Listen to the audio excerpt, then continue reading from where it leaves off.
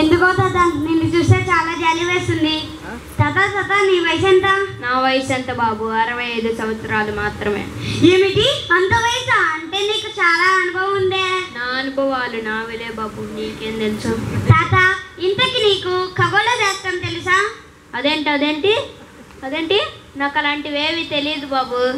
ఏంటి తాత ఖగోళ శాస్త్రం తెలీదా? నీకు తెలీదా? నువ్వేం మాట్లాడుతున్నావు నాకేం అర్థం కావట్లేదు. అలాంటి శాస్త్రాలు ఏవి నాకు తెలియదు బాబు. తాత కనీసం నీకు సామాన్య శాస్త్రం తెలుసా? నాకు అట్లాంటివేవి తెలీదు. చూడు తాత, నీ కళ్ళ ముందు కనిపించే చెట్లు వృక్షాలు ఉన్నాయి కదా, కనీసం నీకు వృక్ష శాస్త్రం తెలుసా? వృక్ష శాస్త్రమా? లేదు బాబు.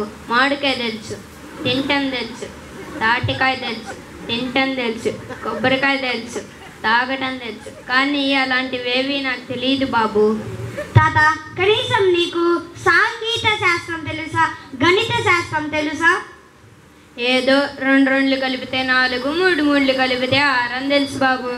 తాత 65 సంవత్సరాలు బతికావు, నీ జీవితంలో ఏం సాధించినట్టు? ఏం సాధించావు?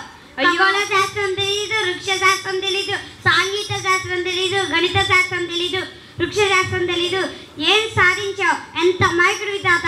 అయ్యో పడవకి రంధ్రం పడిందే. నీకు లోకంలో తెలిసిన శాస్త్రాలన్నీ నీకు తెలుసు కదా.